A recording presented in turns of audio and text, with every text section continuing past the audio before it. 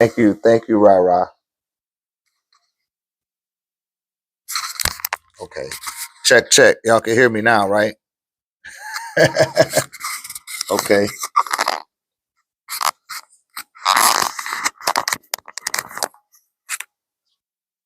Yeah, we was talking on the earlier platform. Peace of love, Mother Edinburgh up in here. I know it's I know it's real now, Mother Edinburgh here. All right, y'all. Yeah, so like I was saying earlier, man, you're dealing with a bunch of, you know, sexual predators, sexual deviants that go after children, man. Like that don't never get addressed the way that it need to get addressed. You know, they just keep glossing over it, and I gotta keep bringing it up. If I don't, I'm doing my own self a disservice when it comes to enlightenment, being aware, spreading information and knowledge. How do people know about things like this and choose not to speak on them? Nah, man. Stop waiting for it to knock on your door for it to matter to you. Right? Why we gotta wait for stuff to knock on our door for it to matter? You know what I mean? It's like, nah, later with that. We need to get real with ourselves and live in reality for the illusion that it is. Because this dimension is an illusion. There's different levels and layers um, to all of this, right? It's different levels and layers. There's a whole bunch of people on a whole bunch of different levels uh, within their field of awareness. And I just got off the phone. Was that you I was talking to? Yeah, that was Steve. I just got through talking to that brother there, right? I just got through talking to him to see you coherent on a certain level, but someone else I can't speak on. I can't even speak on that level, right? The conversation don't even go that far, and not that it's a bad thing. It's just it's a whole bunch of people that's aware on a whole bunch of different levels. And in the 1089 tech community, what I do is I take people through the 9 grid system. I'm going to end up writing a book on the 9 grid system so that people will have some structured outline curriculum that will develop the neuron terminals or the axon terminals for the neural pathways to branch off from, right? And you can start processing things at a more accelerated rate and grow back into the state of mind when you were absorbing information. We used to just absorb it when we were children. But as we got older, we learned to sit down in front of a desk and, sit down in front of the desk and grab your pencil, raise your hand, and, and some of that is necessary. But as I was saying earlier, it was pretty much put in place for you to be a worker, right? Yeah, we had to preserve the wealth of the oligarchs of the world here in this country. Because in other countries, it's not like that. It's only here. And like I was just telling Steve, we're undereducated. We're not made aware of the things that we should have been made aware of early on. They don't do that. And and that's pretty much they ain't care about none of that. Like, yo, man, I just want these motherfuckers to be programmed to go to work and not rebel, not revolt. Just just want to go to work for me all of their life until they die. Those were the type of requests that was being made when they was sitting in their little Bilderberg rooms. I don't know if they called it Bilderberg then, but when they was in their little Bilderberg meetings, that's what they was talking about. I just want everybody to just work for me. want to work for me all their life until they die. And all of those old plants, because I watch those, I'll be watching those videos too about the plant towns. You said, what about the Igigi? What about them? You got to ask the question. If you ask me the question about the Igigi, I could go in on the Igigi.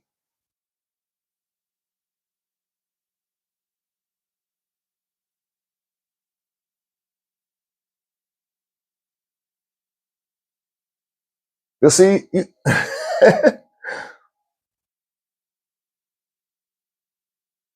said, didn't the Anunnaki make them to be slaves? Nah. See, Steve, I know you're new to my YouTube. You need to watch my video. Anu sent them the key on crafts in groups of 50. When they're using that terminology, Anunnaki, they're using it in a broad, it's kind of loaded the way that they use the term Anunnaki. Because all Anunnaki means is a response to a question. And the question was being asked by the Sumerians, who sent you here? And they said, Anu sent us the key on crafts in groups of 50. That's what it means. Anu sent us the key on crafts in groups of 50. And who did he send to key on crafts in groups of 50? And where did he send them from? See, people don't ask, and that ain't your fault, but people don't ask enough questions to get a concise, clear enough answer. And Anu sent them on crafts to key on, and sent them the key on crafts in groups of 50 from Iduma. Iduma is the planet. Where's Iduma, Dr. Ray? That's in the Sirius constellation, which is a part of Canis Major. And on the other end of Sirius C is the 19th galaxy, Ilion, or called In, where Anu came from. And in his galaxy, it's comprised of just one solar system in that galaxy. And it has 3 suns that orbit around its planet, which is called Rix. And on the planet Rix, they exited from Rix, the planet, and left their galaxy and enter into this galaxy through Sirius. And when they came into Sirius, Nibiru, which was the mother-sized craft that these beings were on, right? Said Anu, Enlil, and Enki equal Anu, Enlil, and Enki. No, that's a reach. Because what they transliterated, again, it means Anu sent us the key on crafts in groups of 50. Right? Enki is already from this planet. Enlil, in ruler, being from the sky. Being from the sky. So Enlil came from the skies. Enki was already here. Right? He's the byproduct of Anu brokering a deal with a being named Sidis. And I showed you guys a picture of him in the Holy Tablets. I'll show it again. But Sidis was the ruler of the water in Tiamat, right? Or Tiawat. It was Wat before it was Ma. So in Tiawat, when he brokered that deal, he had to marry his daughter. He said, are you Jewish? No, I'm not Jewish.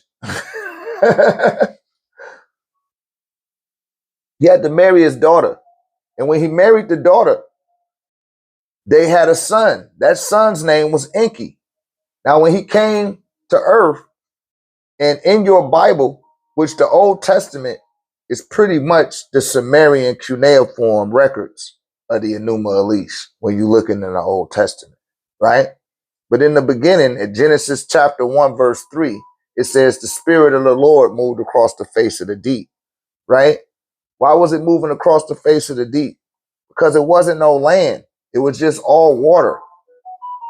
And it incarnated into the water.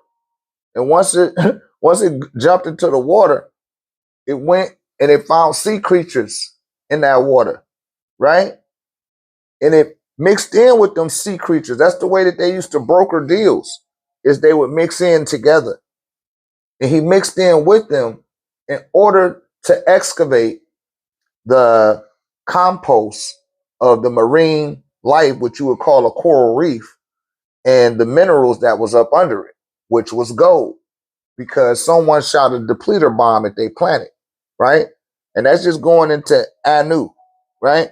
And where Enki came from. And where Enlil came from was Ilion, right? So Anu would not send them on to key on crafts in groups of 50. Now he could, but you would have to have a back end to him calling them Anunnaki, right? But the Anunnaki that he sent to the key, or those Anu sent to key, because it's not like that's their name, right?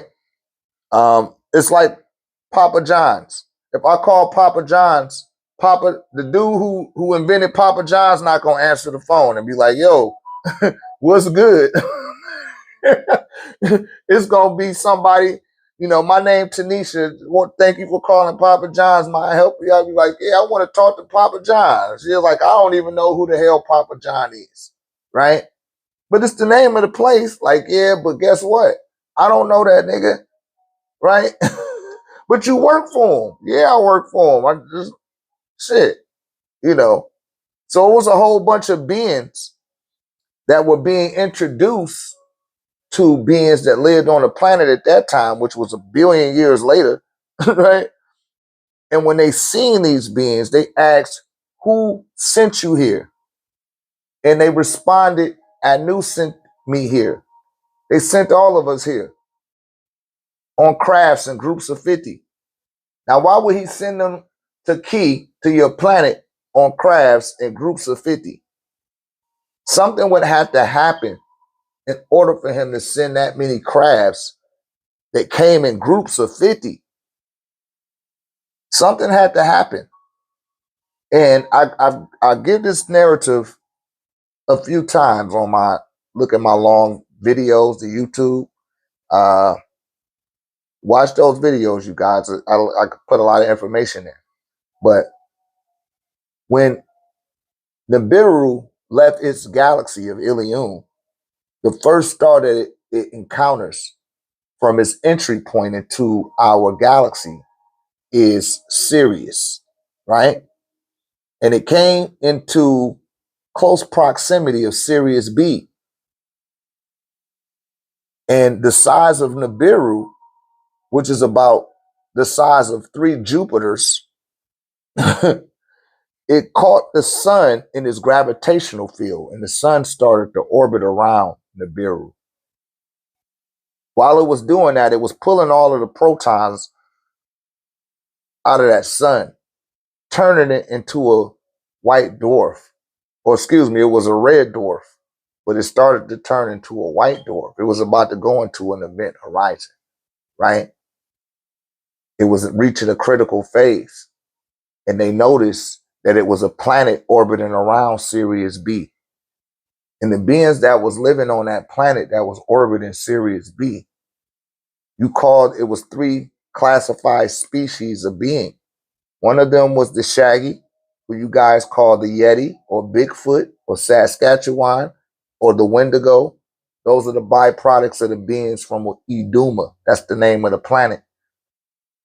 So they teleported them off their planet onto Nibiru, right? Another group was the Nomos. You had Nomos beings that was on Iduma as well. They stayed in the water. You would refer to them as your swamp thing, your sea creatures, right? Abomination from the Hulk, right? He said, you're close. Not quite right, though. Okay, well, let me finish what I'm saying and correct me where I'm wrong.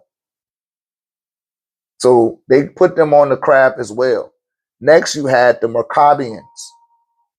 You call them Greys.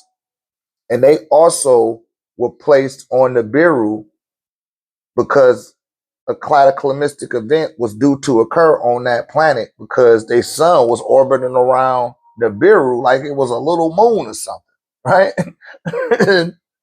So after that, they took the gravitational field, the energy that was siphoning the energy from that planet, and they projected it back into that sun, enhancing its gravitational field. And right now, Sirius A and Sirius C are orbiting around Sirius B. And Sirius B is a lot minuscule in the size when it comes to the seismic scale of the suns when you're talking about Sirius A, B, and C. So those beings got moved on to Nibiru and they were sent to this planet on crafts in groups of 50, right? And they were asked to be custodians and caretakers of the beings that he had seated here, which were in the Neolithic period. So they sped up the intelligence. You know, they bred in with them. That's where we get our hair from. You get your hair from the Shaggies. Proof of this is they got something called the Gilgamesh Epics in the cuneiform tablets that they found in the Temple of Nineveh, right? And if you look, they got long beards on the people there. You know, the Hermakises, the Barudis, the statues. They got real long beards. They tell you, you see the man holding the fucking lion in his hand, right? You heard the stories about Gilgamesh and his son Enkidu, and how he was half extraterrestrial, half human. They was mixing in. And when they first beseeched these beings, they said, who sent you here? And they said, Anu sent us here on crafts, and they sent us to your planet on crafts in groups of 50.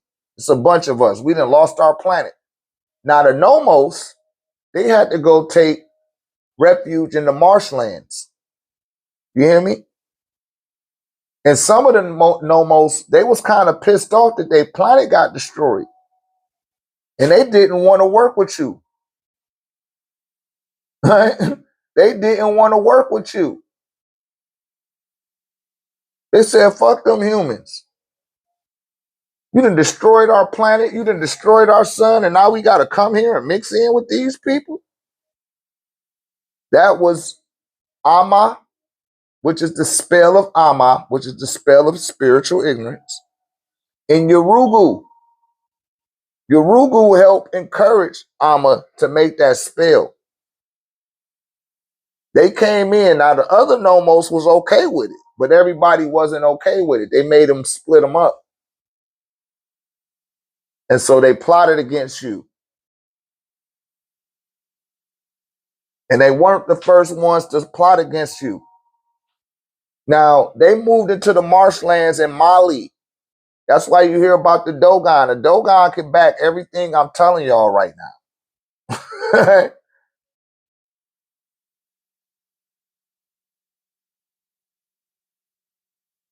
They used to call them the ugly water creature. That's what the Dogon call the Nomos. The Maccabeans, which were the Greys, they went and lived in the Nile. They took refuge in the Nile River. They were called the water angels by the people of the Happy Nile Valley in Kush, which you later called Abyssinia. And you can see all three of their genetic ties to you. You see the gray after 57 days of the child gestating in the womb. It looks just like a gray, which came from Iduma. Now, I'm not saying that's the only place the grays came from, but those specific grays are the ones that integrated into your blood. You follow? And they shared the knowledge that they had. He said, Apkalu. I'm not certain.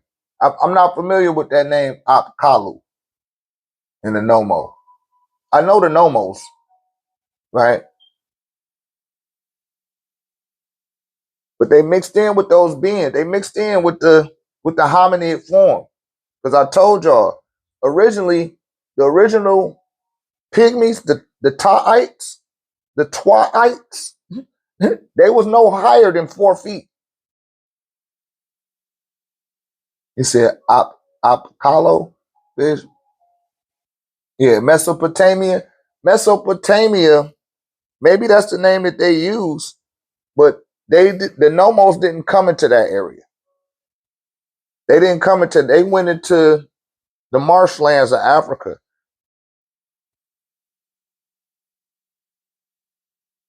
Some of them went all the way down because it's a lot of waterways that go into South Africa, right? Into Mozambique, and some of them went there too. Mesopotamia, all of that area, all that mountain region, that's where the Bigfoot came. What you refer to as Bigfoot. That end up being your Gilgamesh in the Gilgamesh epic story. And the Sumerians used to love to record because their intelligence got increased. And by the time Enki and Enlil came back, in your Bible that shows up is Genesis chapter 6. And it called them the sons of God. They're the sons of Anu, right? And they came down to earth and seen the daughters of men and seen that they was fair. And they had children with them. And then they bore giants in the earth. Heroes of old, men of renown. That's right there. Right? I'm giving you a chronological step. Because now they done been brought up to speed. They got some hair. I'm telling you, they got a little size to them. Now they won't put that damn crazy ass horse slong up inside of them and it ain't gonna kill them. You hear me? But the beings was out of control. The beings that came up out of that mixture, it was too potent and raw. And they had to end up flooding it out.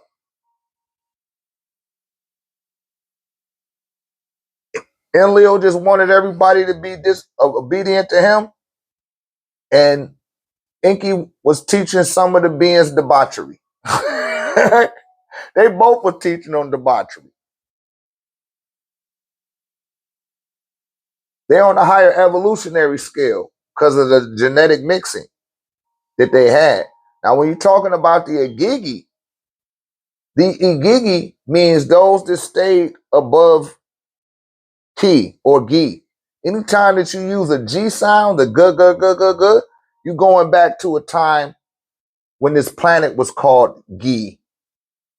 Because at one time it was called Ki. And you see people say Anunnaki, right? Or Anunnaki, but they don't ever say Gi. They don't know about that. But then you would say the Igigi. But the Igigi, right? They was above Gi, the planet Ki. You follow? It's the same thing. But they didn't never incarnate into the planet. He said, what does debauchery mean? You know, like, like anal. Let me just put it like that. Doing anal, fellatio, men on men, all that type of stuff, you know. Exactly. They introduced that like they didn't care. It's like it was like they toyed their subjects. And then it grew out of control. And then they stopped listening. You hear me? They stopped listening. So they flooded them out and tried again. And that's what they tell you about Utnapishtim in that tablet, the cuneiform. See, these are all the tablets that they took that from. They took these stories from. And in the cuneiform tablets, it tells you about a man named Utnapishtim and how they were going to flood the area of Mesopotamia, Samaria, which ended up being Iran and Iraq and all of that shit. All of that, that was land given to them by Anu. After they asked him in Genesis 1:24, let us make man in our image and after our likeness. You follow? Yeah, that's where that started. Because they already seen what Anu did with what you're referring to as Egypt, which that's the whole land, as I told y'all, up from Alexandria all the way down into Mozambique, right? All of that is the land of Amun-Ra. And the chief city of Amun-Ra was called the city of Anu. Don't believe me, look it up. Don't believe me, look it up. Those was the Anu people. Now, when Anu came down and conducted the experiments to speed up the intelligence of those beings wasn't calling them Anunnaki. They wasn't using that terminology. They said that the beings came out the sun. They pointed to the sun. And that's the sacred name of Amun. It's Anun. It's talking about Anu. Anu in the Nun. You hear me? And that cult center had 3 chief deities. One was Asaru, where you get your Our Father who art in heaven, hallowed be thy name. All that stuff came from him. The book of John, all of that came from Asaru. You hear me? That the Old Testament give you the cuneiform version, and when you go into the New Testament, they giving you all of the texts that they took out of the temple of Anu, which comprised of Asaru, Aset, and Haru. They P. Diddy remixed that shit and turned it into Mary, Jesus, and Joseph. But then they turned it into a God. They had to make it God. They had to make up a God because they didn't understand they couldn't interpret what they found when they pillaged. See, they pillaged that land. You hear me? But they didn't pillage it until 325 AD. BCE. That's when they came and pillaged with the Mesopotamian army. But they didn't understand it.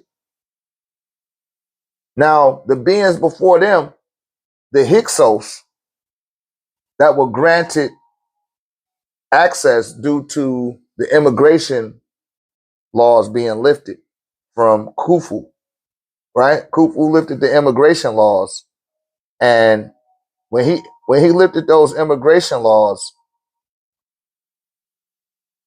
the beings that came out of Akkad, which is the chief city in Samaria, right? Where Enki and Enlil and them had, some say so, right? But these people were not that bright.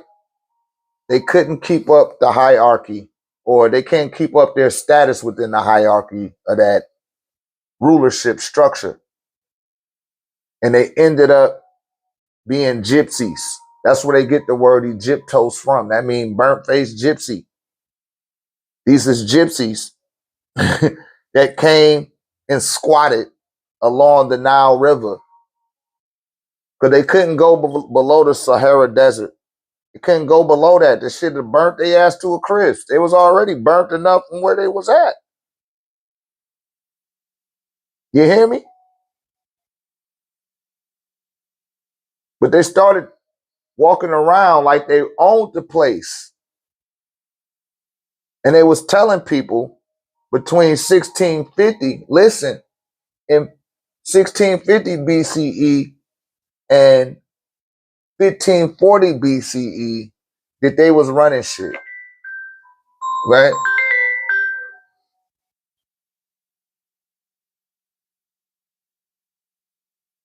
They were saying that we running shit, we run this. And the word got back down the Nile Valley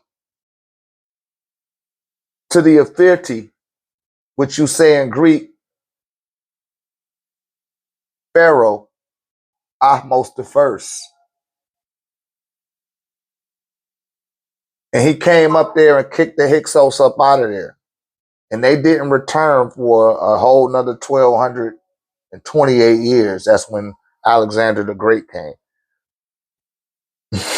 It took them over 1,000 years to respond to getting kicked out. And that's where they established Greece.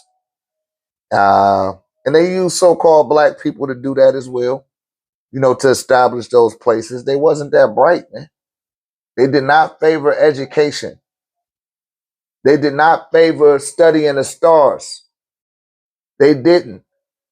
That was seen as heresy and witchcraft.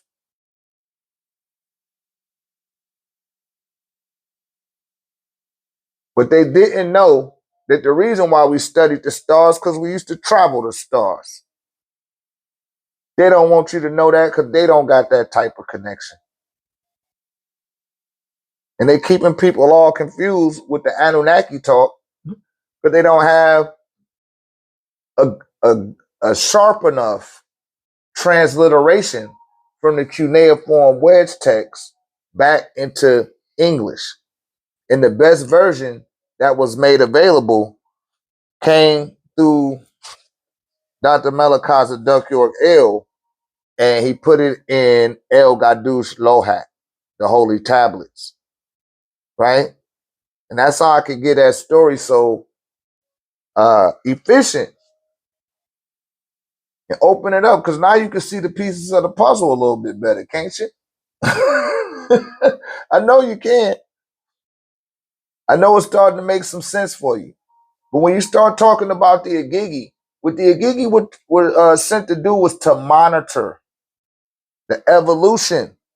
Remember, I tell you guys that it's higher evolutionary beings watching you from an observational field that's outside the visible spectrum, meaning that your consciousness can't even register it because it doesn't have where they watching from. It ain't no density. We can't even comprehend it at that level. We're not tapped in at that level. When your government know it, that's why they got these remote viewing programs and all that shit. They be trying to sign people up for that so that they can see what's going on because they notice something there, but they can't.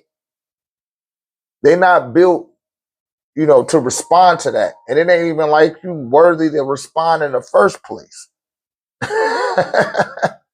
I hope that answered your question, though. I hope I did.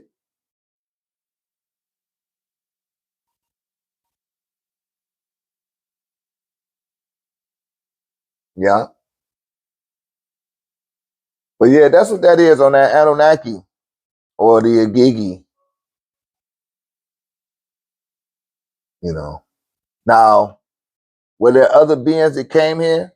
Said when the Bible speaks of Sodom and Gomorrah, where the angels destroyed it for their debaucherous acts. Yes. Yes. Which I want to say that's is that 10? No, that's not 10. That gotta be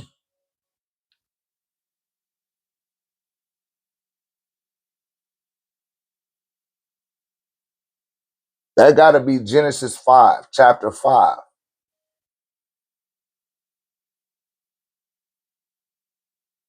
Yeah, when they talking about Sodom and Gomorrah and all that, that's the byproduct of them.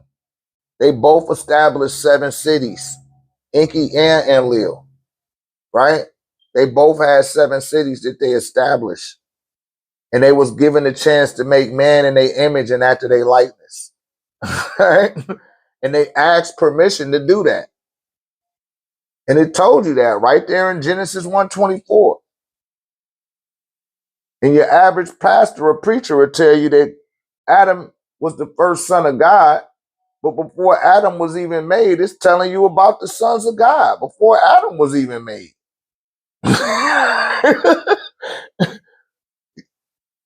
You hear what I'm saying?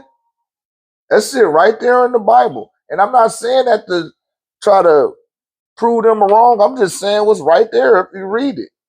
And the people they don't read the Bible. That's something that started off in Antioch.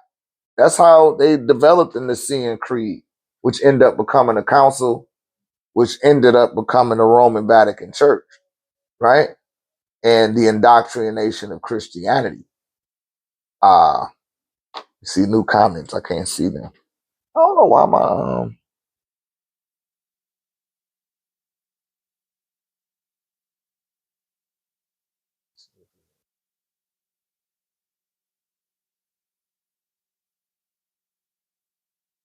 we're trying to see the comments.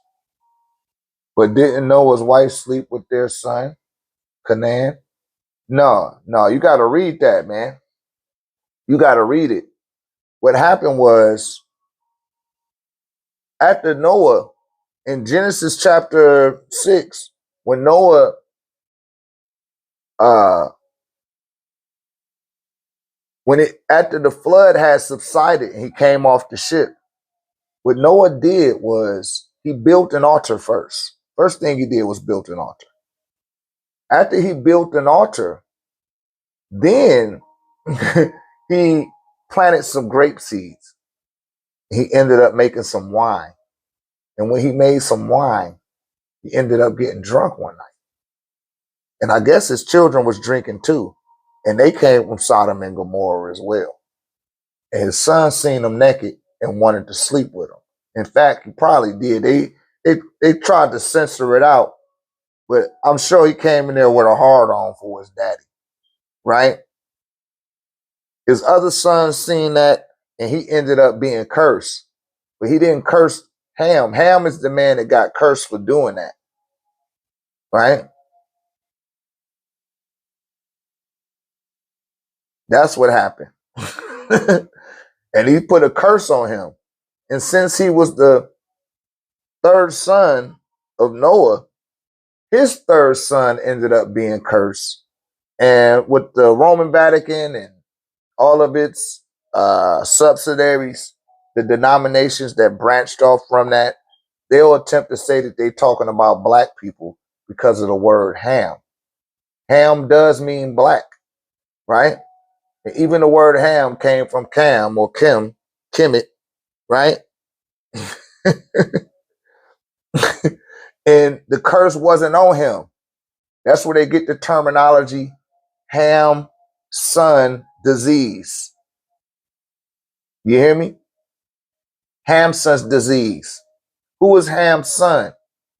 Ham's son is Canaan. Canaan is the one that was cursed with albinism.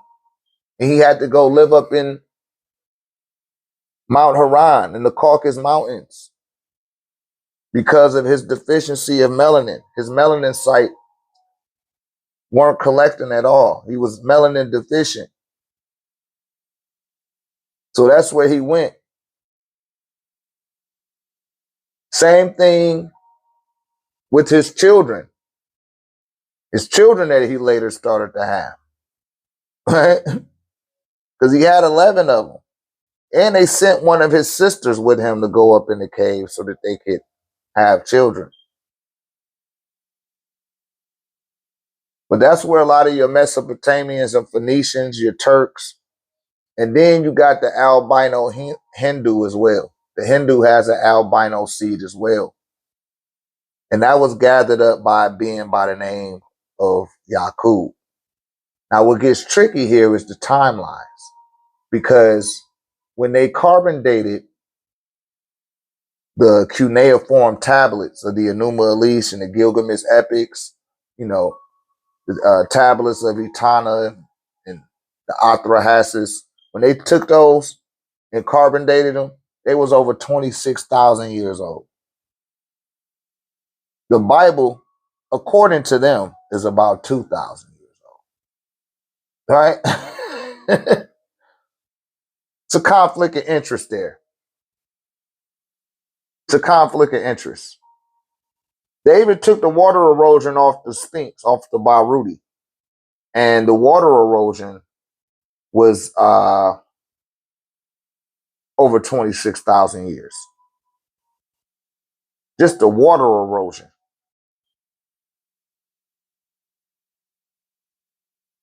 So where does the story of Samson come from?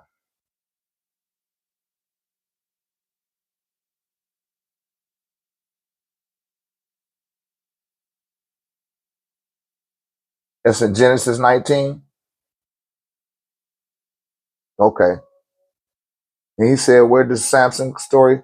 I don't know. But, you know, Samson was known for his strength. Was he known for his strength or was it his hair? I get confused with them stories.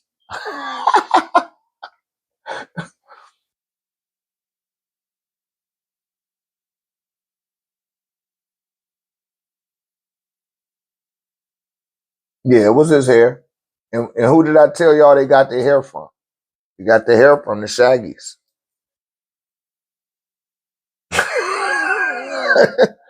and he was real strong.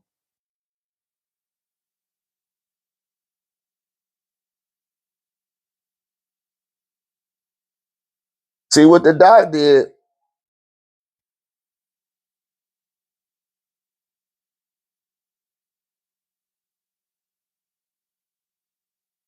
He said his father Manoah is of the Night tribe. The Knights are black. Yeah, but see, this is what you got to understand, Stephen. When they telling y'all them stories, that's why I said the stories that they abstracted it from, it's a lot it's a lot older. It's conflicting with the timelines that they saying that all this stuff took place. Now the so-called Jews will say that the earth is 6,000 years old, but the cuneiform tablets is over 26,000 years old.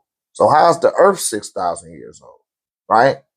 And then they using these words that they telling you, Manoah, you know, you had to tell me where is it at in the Bible so I could configure that. I could just get my phone and look, but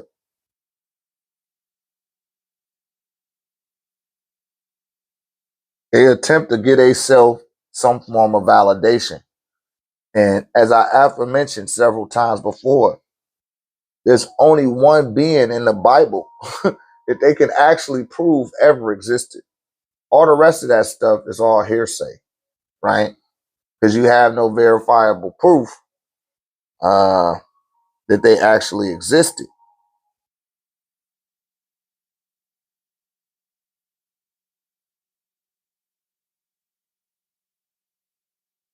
Let's see here.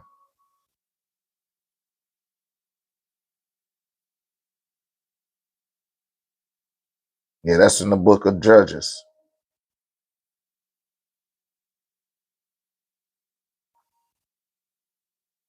I'm talking about Philistine. And see all of that. Look at where Philistine was.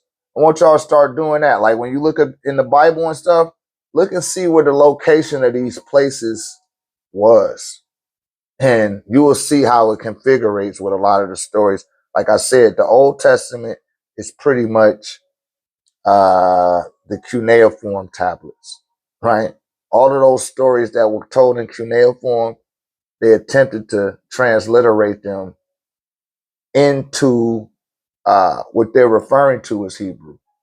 But even that was a weak translation because they couldn't speak Ugaric. They couldn't speak Akkadian, right? They couldn't speak Aramaic. They couldn't speak those languages, so they don't know. It's a lot of guesstimations. And that's why John Wycliffe later came up with the word God, because it was very vague about what Yahweh was. No one interpreted that correctly. So they started using their own deities one of them being Baal, right? Or Baal. That was one of their main gods of the Canaanites, right? And like I told you, they wasn't that bright. So when they were attempting to put together their own scriptures and stuff, they left a lot of stuff out. Um, they left a lot up to interpretation.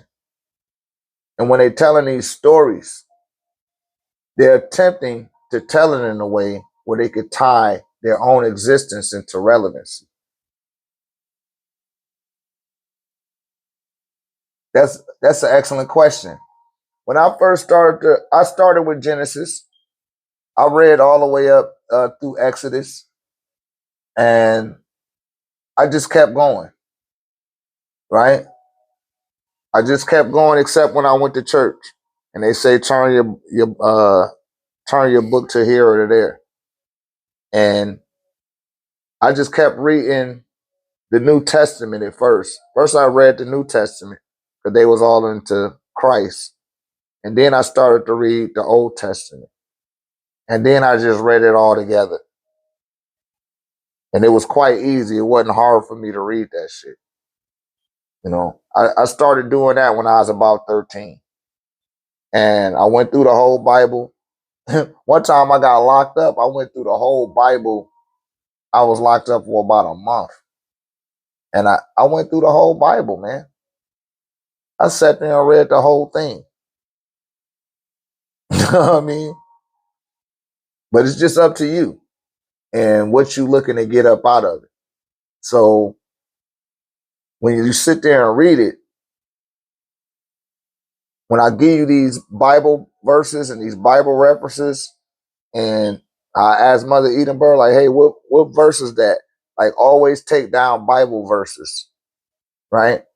Always take them down. That's the best advice I could give, is take down Bible verses. You take down the verse and go look it up.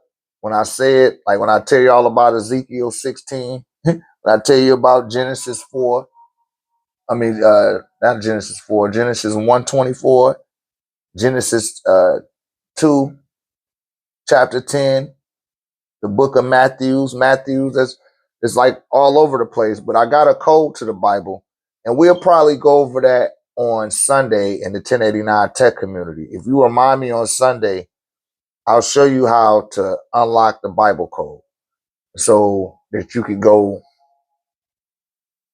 right to the meat of the particular verses that you need to read, and it'll start tying everything in for you, right?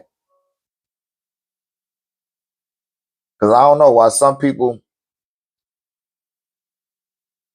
they'd be like, ah, man, I don't read the Bible. The Bible is fake.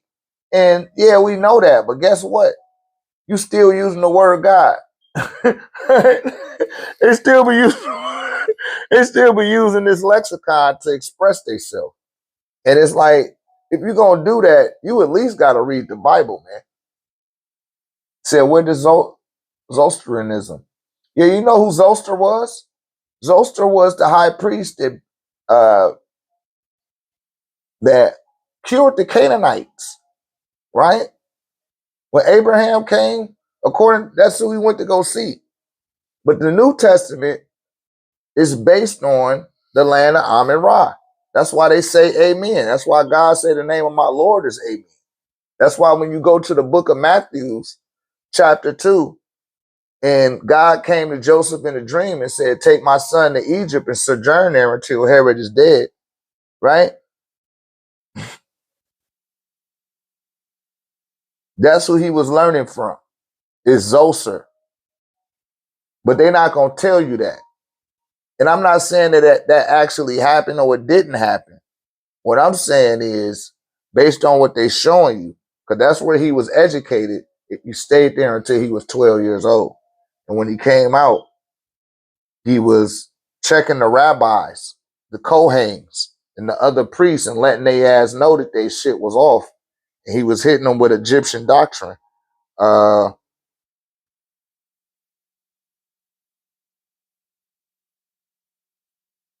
Yeah, he was spanking their ass with Egyptian doctrine, which is Zosarism, or however you say that. See, you talking about the Hyksos version of of uh of what you understand. You know.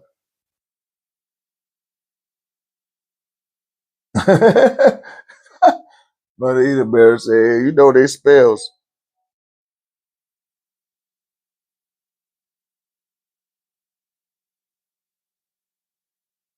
Yes, ma'am. You know I do. You know I know what time it is. They're not about to pull a fast one over.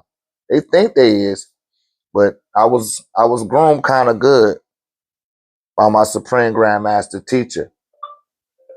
But yeah, when you looking inside that Old Testament, the Old Testament,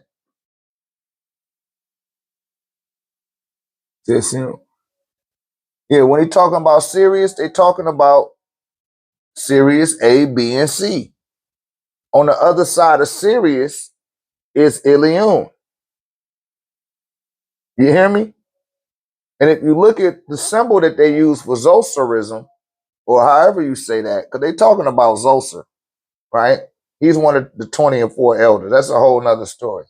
But he's standing inside the solar disk with the wings, and you see that same image in Mesopotamia. That's where you probably didn't. Yeah, exactly. I'm telling you, all that stuff came out the Happy Nile Valley, all of it. And that was the chief temple. It was called Anu. In the pictures that they show you of Anu, he's inside of a ring with the wings on it in the same way. You could pull it up and look it up. You'll be like, damn, man, he sure is right. But they'll show you the Mesopotamian image. They'll show you the Enkidu. That's why them people so hairy in that area. Because they mixed in with the Shaggy. I'm just telling y'all what I know. And the information that they had, that's what I knew was telling them to tell to the people. Because they was in the Neolithic mind state. Right? And they were really prepping the evolution of those beings so that when Enlil came back, he could mix in with them. And when Enlil came back, that's when Enki came out the water. Right? And decided, like, if he gonna do it, I'm gonna do it too. You know how brothers is, but they was half brothers. They was half brothers. And they had to learn how to get along. And they couldn't let their daddy told them what to do and what not to do. And to cover up their tracks, they just went on ahead and flooded out their creation. And then after that, Enki left his son, Damuzi. He left Damuzi in charge over what him and Leo had put together. Right? And he started to speak, they all started to speak the same language. And they started to build what you refer to as ziggurats, or like towers that went up into the sky. And they was trying to send a signal out to Enlil. And Tammuz, who the Jews use in their calendar, they got they got Tammuz in their calendar. And they don't even know why it's there. Some of them may know, but they don't even know that shit. That's the deity Tammuz, who is the Yahweh. And the Yahweh was like that's not him, but he like put in charge. And Nimrod, Sargon 1, according to Genesis chapter 11, he was like, nigga, I'm not answering to you. I answer to the Father. But when he was saying the Father, he was talking about the Father of not even the Father. It's really Enlil, because Enki is Tammuz's father, right? But he was talking about Enlil.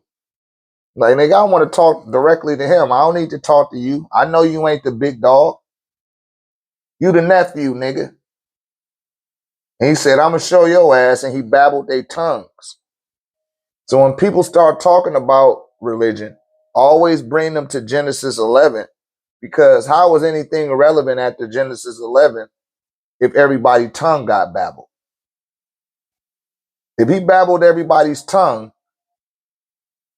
how we even know anything after that? You see what I'm saying? How does everything make sense after that if everybody's tongue got confused? It was just the people in that area. You know what I mean?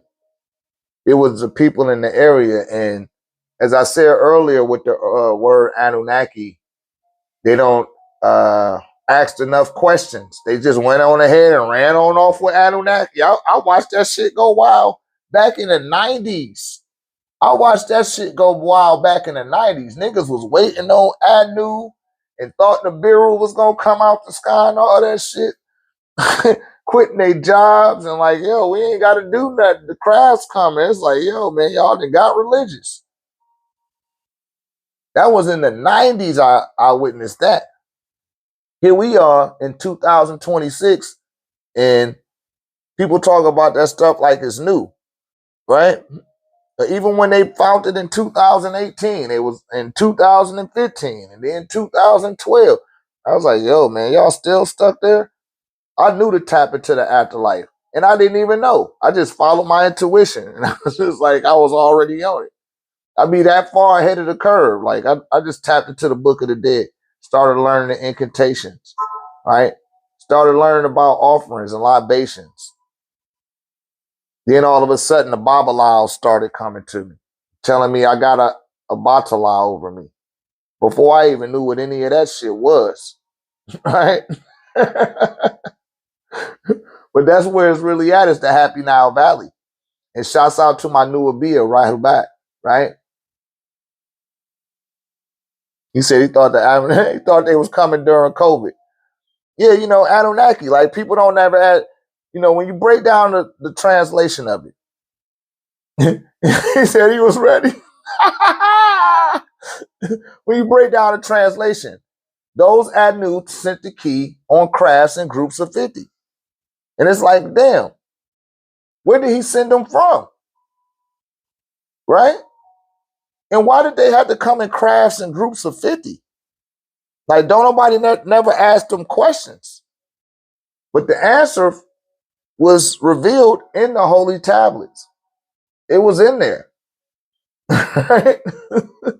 But y'all got to remember, when y'all going through these stories and going through these old timelines, it's far removed from the timeline that you're on within the Gregorian calendar, right? It's a whole different type of timeline. It's a whole different type of planet.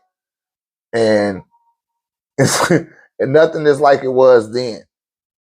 And it's not an accurate timeline to tie it to, right?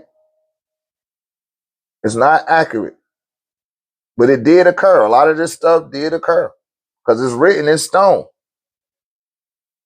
To make sense of it, and that's why I was talking to Stephen earlier, you know, and that's why, you know, the doc, man, the supreme grandmaster. Niggas be saying it's the master teacher. No, that's the supreme grandmaster teacher. You got to put that supreme grand in front of that man name, because he speak 23 languages, right? You can write 19 of them and transliterate them letter for letter back into English.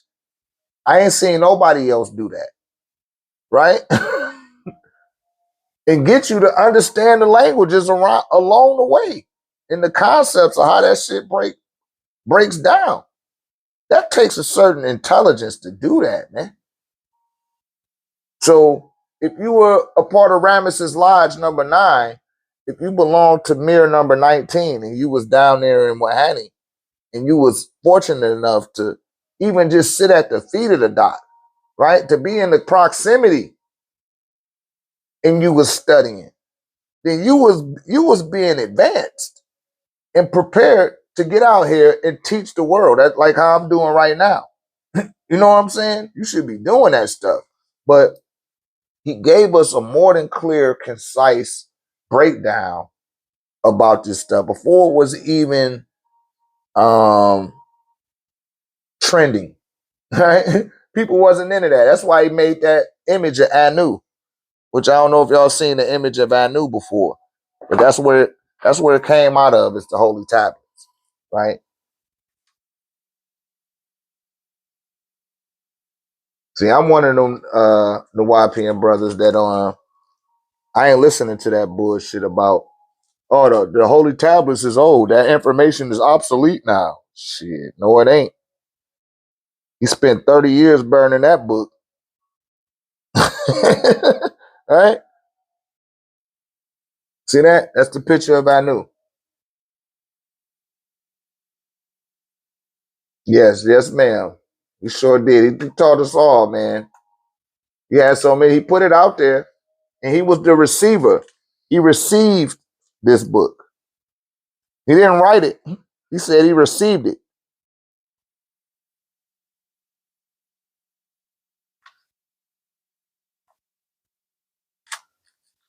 Right? There go the cylinder-shaped crab. Remember, people been saying they seen the cigar crab? There it go, right there, right in the holy tablets. And this book was published, I want to say, in '97. You don't think that they got a copy of this? Let me see what year, if it got a year in it. Originally, he wrote this in '96, I want to say. I'm trying to find the actual date. That was never really put in here. But the man transliterated all of the scriptures from its original language back into English. All of them. It tell you right here in the prefix. Let me see. Within these tablets, you may find a similarity to many holy scriptures, such as the Torah, which he transliterated, the Injil, the Zabur, the Quran, and many spiritual writings as well as learned people whose information in these days and times are being forgotten. So people forgetting that shit or they misusing it. I have read most of what has been recorded on this planet Earth and find the truths of their message necessary for people of the earth to get a full and complete understanding of the truth. It's no coincidence that these tablets are laced with these messages. For truth of truth, and the Wapu surpasses their teachings and interpretations. The scripture is a holy scripture, divinely inspired from the spirits who incarnate in the form of prophets, apostles, and sires, who have spoken to my heart and have activated my mind to bring you this final revelation. Within this cover, you will find guidance from this to the next world and on. And he is not lying. That's in a prefix before you even begin reading this tablet. They got over 19 chapters. They got 19 chapters, and I'm trying to get an accurate count on the pages. 1640. It got over 1,600 pages in the holy tablets, right? But that's the cylinder-shaped craft. And on the other side, this is a picture of Ray. That's what Ray looked like. See that? See, they used to wear wigs, but they didn't have hair. They go a picture in the Biru. Uh-oh. Put the stab down.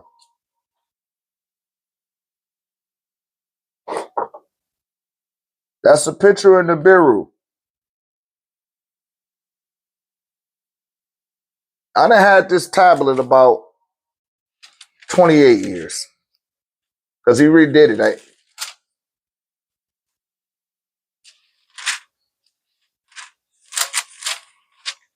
It's not something that you just pick up and read it once. And then you're not going to just get all the way through it. Sometimes you have to go have to take a break, man. That's the baboon. That's why I told you the Caucasians, they came out of that monkey, right? That's the one that's why their nature is so aggressive. It's a little branch, a little twig. The melanated people, y'all came out of this monkey. It's called the Gibeon. The Gibeon monkey was also called the Lars monkey. And they got the word monkey from the word monk, right? Because it was the only animal that knew that it was a spiritual being. And it had the ability to use its thumb. And because it had the use of its thumb, it gave it access, I want to say, to the binary glands. That's what gave it the ability to open up its third eye, the pituitary gland. So they used that particular mammal, right? And its genetic imprint to put together the hominid that ended up becoming what they referred to as the Lulu Amalu, the primitive worker, right? And when they conducted that experiment, they had to literally wait for the land to come out of the ocean so that they could conduct it. And the beings that was on Igigi, right? Because that's what Igigi is.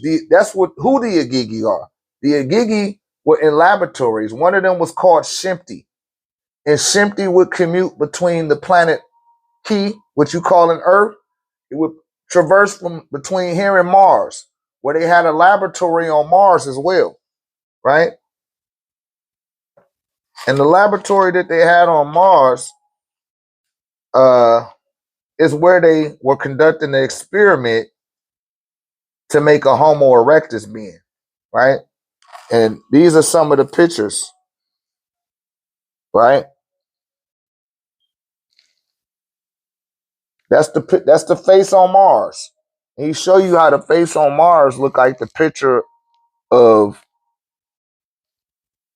Zakar, who y'all call Adam. Let me see.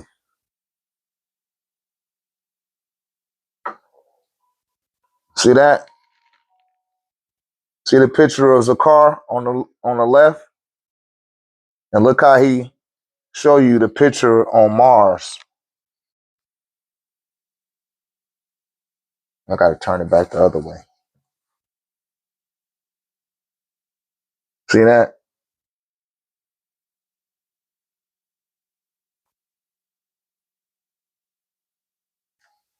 So the Agigi never came to the planet. They was just there to observe and watch everything take place. And they would send the signal out to let them know, like, yo, man, the land is out. You got these little creatures, the monkeys, because you had a different classifications within the species of the monkey. And they had to select the right one.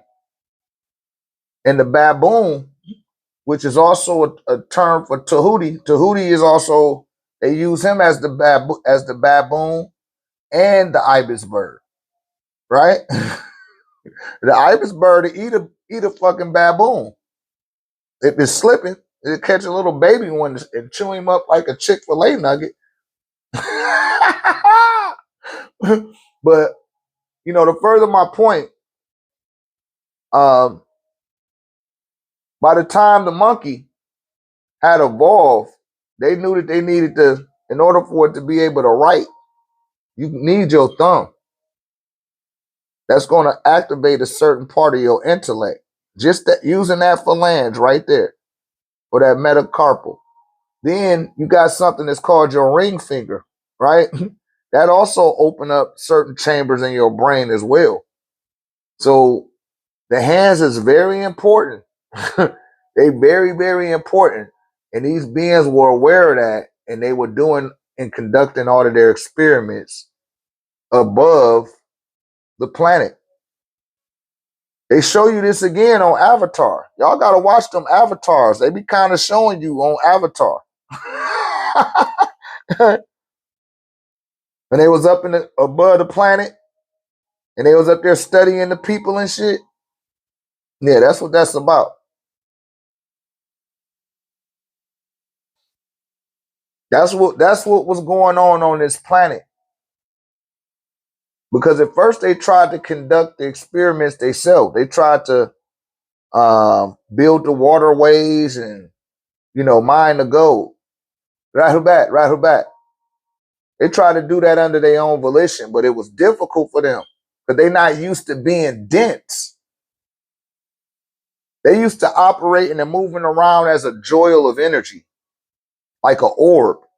They don't even take on a material form. Ain't no need. They don't have no desires. So it's like, yo, I don't even need to do that. Right? These beings' intelligence is 100,000 years beyond ours. They've evolved to a level where they don't even die. They eat once every 3 years or every 1,000 days. They eat something. They don't even they don't even defecate or urinate. They don't have to do that. They sweat out what they eat.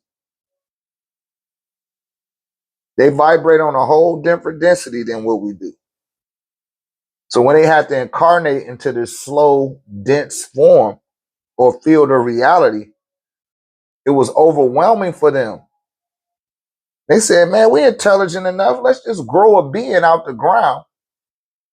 Adama in Hebrew, which means of the ground, being of the ground, right? And they made this being.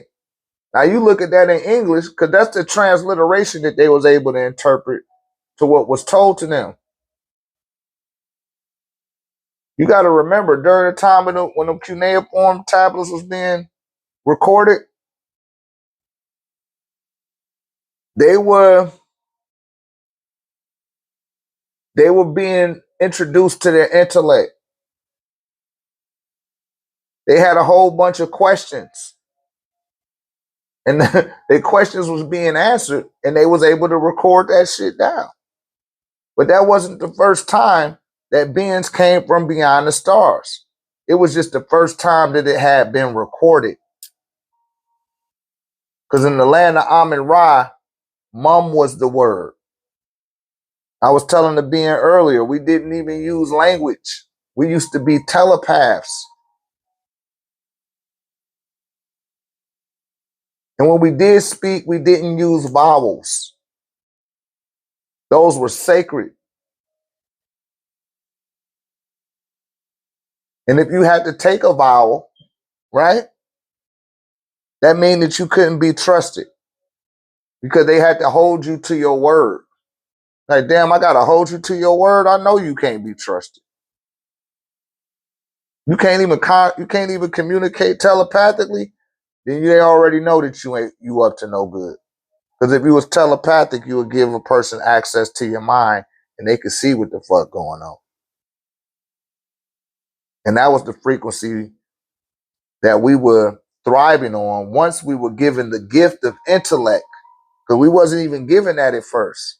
You was just a primitive worker. Not you per se. I'm talking about the Akashic. And here goes some more pictures. This is a picture of Enki. And that's the picture of Id, the mother of Enki. Right? That's the son. That's one of Anu's sons. And the doc had already gave us the images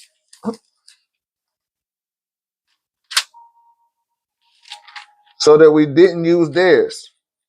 Right? That nigga the devil right there. I ain't gonna show him that right quick. Then that's Anu's wife from his planet.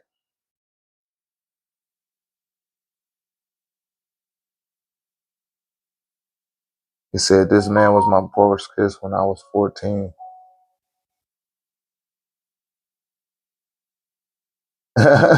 What the fuck? They're just the noise. I don't know who the hell. I don't, boy.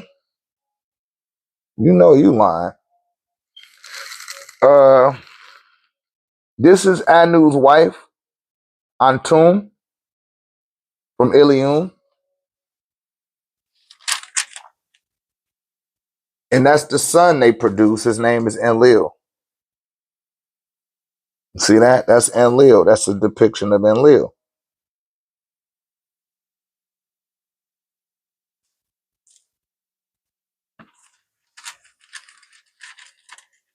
And this is not new. This is said, don't play with me. I got the receipts. Yeah, we're gonna have to get you out of here. Because you're trying to throw off the lie. We talking on a whole nother level. Justin, Norris. I know what you're trying to get me to do, and I'm just gonna block you.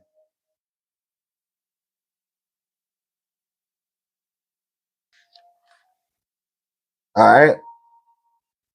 So this is going into stories about the Anunnaki. Because if you look in here, he used the G. He don't use the Q or the K. People that use the K, you getting your interpretation from a man by the name of Zachariah Ascension. See that? Anunnaki.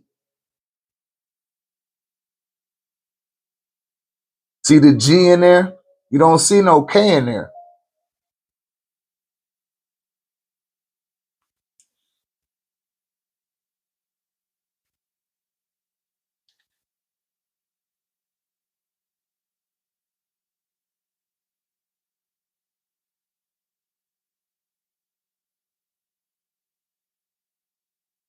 Let me see here.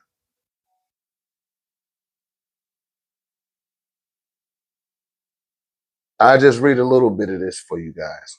We'll read up to 9. We'll read 9. And this is from, I guess you would call this like the Torah. And it says, this telling you about the revolt. And I'm just picking a spot to go from. Lo, when the Anunnaki, instead of Enosites, did the work. Look at how that shit happened. I just pulled right to this shit. When the Anunnaki, instead of the Enosites, did the work and bore the loads, the Anunnaki's loads was too great for them. The work was too hard. The trouble was too much. The great Igigi made the Anunnaki carry the workload sevenfold. See that? The great Igigi made the Anunnaki carry the work sevenfold. For it was that they mentioned in man the crafts for transport. Anu, the heavenly father, was the ruler. Anu is the title. The name was El Elo, as Allah, be as a son God, and be his twin, and disagreeable Alat. His disagreeable sister was Alat. She was a moon god, right? She was a moon god. And their counselor warrior was Enlil, Nunamar. Their chamberlain was Ninurta, and their canal controller, because they was trying to mine the gold. Their canal controller was Anungi, also spelled Inugi, like Anunnaki, but with an E. Inunugi. They took the book of 13 lots and cast lots. The Anunnaki made the division. Anu went up to the ship Nibiru, which was hovering in the sky above, and Enlil and Nunamar, the just ruler for his people, took the earth from his brother Enki. So Enki was left in control, and then Enlil chose Nunamar, who was his son, to be a just ruler for the people. He took it over from Enki. Nutamud and became, that's another name for Enki, was Nutamud, and became the god or law of the heaven and the earth, called the light, Apsu, the sun. Remember, I keep telling you guys the sun, keep looking to the sun. Okay? The name Allah from the cuneiform Elu, which was to become Eli and Elo. This Allah of Anu appointed another Allah, Enlil, who appointed another Allah, Tammuz. Remember I was just telling y'all how Enlil chose at Tammuz? His great-grandson. That was his great-grandson. Being the son of his great-granddaughter, Ishtar and Damuzi, the youngest son of Enki. Didn't I just tell y'all that? Tammuz became known as Yahweh and Allah, the light of the heavens and the earth, the first or one God over the earth, and those Enoshites on it. He who had perfect nature to be the God of the Enoshites, knowing good from evil. That's what Yahweh means, good and evil. He knew the difference between both, right? The sea was assigned to a fair-sighted Enki, Nudimmud. He was given the ability to see long distances at a glance, like Heimdall and Thor. When Anu had gone up to the ship Nibiru in the sky, and the Anunnaki of the Agartha, the inner world that's inside the planet, had gone below, and had gone below, above became heaven, and below became hell, to the Anunnaki and their clones. So they had clones that was doing the work. And then the clones was like, yo, I can't do this shit. The Igigi of the sky made the Anunnaki bear the workload. The Anunnaki had to dig out the canals. They had to clear channels, using the crafts to bore tunnels to the inner world. Now, remember I told you, look how they using Anunnaki here. Now, those beings came to Gi, not Ki. It came to Gi on crafts and groups of 50 to mine fucking gold. Now, those beings got sent to Anu. They became Anunnaki because Anu sent their ass to Ki. Why did he send them there? Because they was mining gold. So this is a different period, a different type of reason, and a different type of being other than ones that came from Iduma. Just to keep it in context for you. The Igigi of the sky made the Anunnaki bear the workload.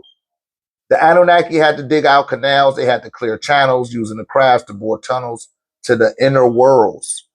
That's going into Agathar, which is one of the main cities in the center of your planet, right? The Anunnaki dug out the Igdalat, the Tigris River. They dug out, that's what what you see is the Tigris River, they dug that shit out. You hear me? And then they dug out the Feratu, the Euphrates, for there was much gold to be mined in the deep, in the land called Eridu, that they set up after coming from the domain Agathar, the inner world, to mine the gold and the land and to dwell inside of it. Ubaid, the temple of respect, was first raised to its top so that its illustriousness could be seen and stand out of all the mountains, right? They were counting the shards of loaves of gold that was transported from the great marsh. Remember I was telling y'all about the marshlands and how they told the Nomos to go there? Like, this is just putting it, and this is Inugin, the canal controller. This is the dude that controlled the canal. Look at his eyes. Look at how that shit, can nobody just draw that, man? I mean, I ain't saying nobody couldn't just draw that, but you gotta have a hell of imagination to make somebody look like that. You hear me? Right? But that's what that's talking about. And that's just to show you how attuned I am with this tablet. Started talking about it, and I didn't mean to turn right to there, but it just went to there. Everything I was just talking about.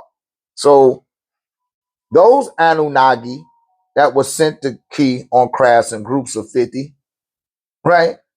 When they were sent here, they were sent to mine that gold. They the ones that made the rivers and stuff like that. And see how I was just telling you in your Bible, Genesis 1:24, how they tell you about Anu giving his sons some land. Like, nigga, you get that land and you get that land. You know what I'm saying? But don't come down here fucking with this shit. But if you read through the holy tablets, it make all of that stuff very clear. But you do have to read the scripture. You know, you got to be kind of familiar with it. You had to be reading that damn book, man. And I'm telling you, so-called woke, conscious ass niggas, they be giving me heebie-jeebies. They give me the heebie-jeebies, y'all, because they'll desecrate the Bible.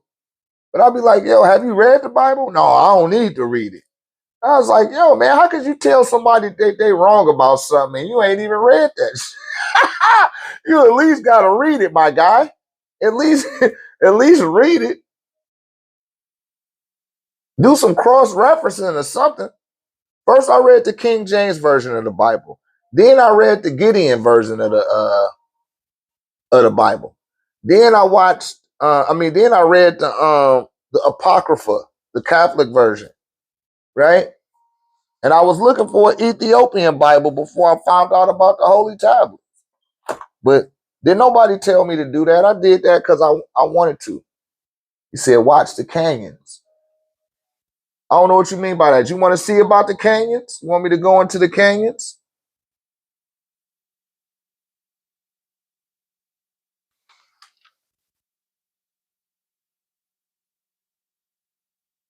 Because this is where the revolt took place. I'm gonna finish reading this for you guys. This is where the revolt took place when they were talking about which led to them making a primitive worker called the Lulu Amalu, aka the slave, right? El Jarutat. Jarutat. El Jarutat is the slave, right? But this would led up to them wanting to make one. They were counting the shards of loaves of gold that were surpassed through the marsh. They were counting the shards of loaves for 3,600 years. Their original orbit was one shar, right? One shar is what you would call 3,600 years. They called that shit 1 year. That's 1 year to them.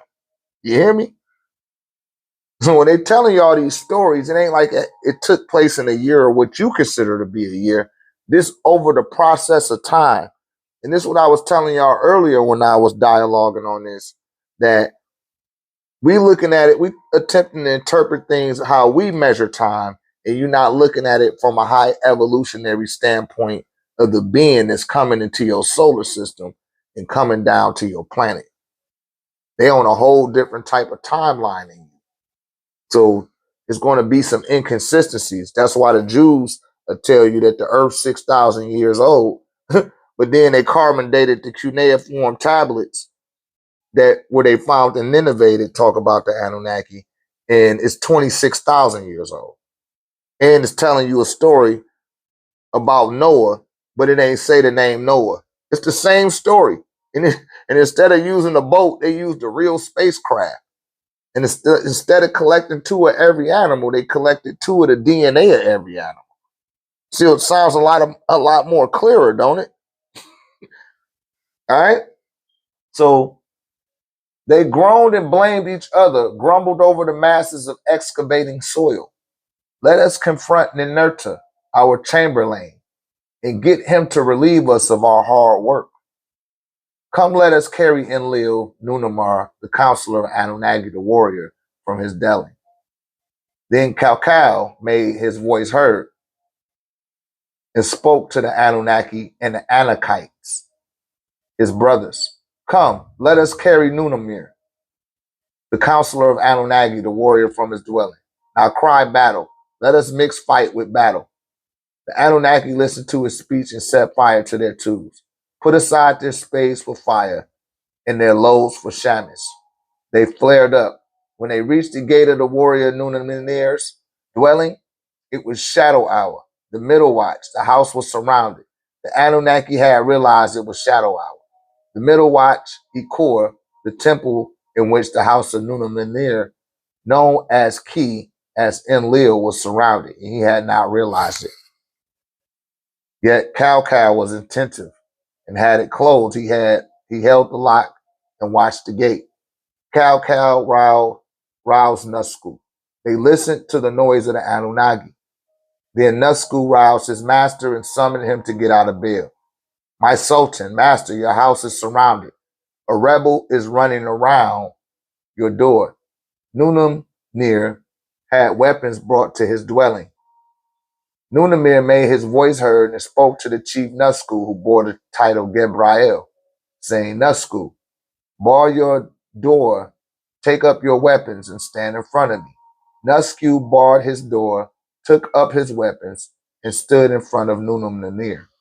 Nusku made his voice heard and spoke to the warrior Nunamir. Nunamir, my ruler, your face is frowning like you have tasted of the date root of tamarisk. Why do you fear your own sons? Send for Anu to be brought down to you and have Nutamud fetched into your presence. And Lil sent for Anu to be brought down to him. Enki was fetched into his presence. Anu, ruler of the sky, was present. Enki, sentenced in Agatha, inner world, attended. The great Anunnaki were present. Shall I do battle with them all? What did I see with my own eyes? A rebel was running around my door. Right? Anu made his voice heard, spoke to the warrior Nunamnir. Let Nusku go out and hear the words that the Anunnaki have surrounded your door. So what's going on in this particular text right here? They pissed off that they doing all that work. And they just chilling and up in their little temple and shit. And they ain't doing nothing. And now they about to come to make war with them. And let the command was sent to the just Nunamir, who made his voice heard and spoke to the chief Nusku. Nusku, open your door, take up your weapons, and stand before me in the assembly of the Anunnaki.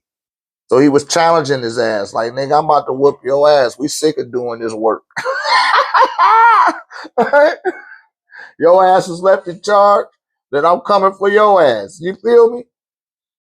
That's what's happening here. Wow. Then stand and tell them your father Anu, your counselor Nunamar, your chamberlain the nurturer, and he who is your waiter, your water canal controller, and Nungi have sent me to say, who was in charge of the rebellion? Who was in charge of the fighting?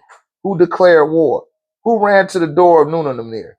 Nusku opened the door, took up his weapon, went before Nunamir in the assembly of the Anunnaki. He bowed and stood in taful of prayer and told the message. Nunamir said, every single one of us Anunnaki declare war. We had to put a stop to the digging. The load is excessive and it is killing us. Our work is too hard. The trouble is too much.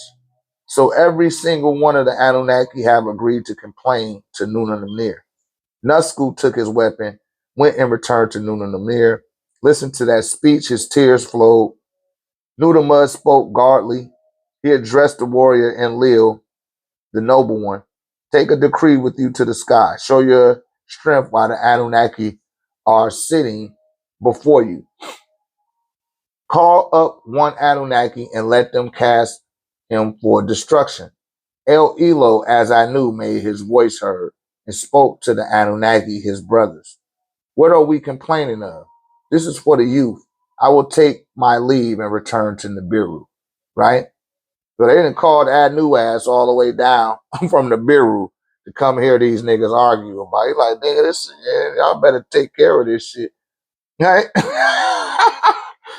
Y'all see this type of stuff going on today, right?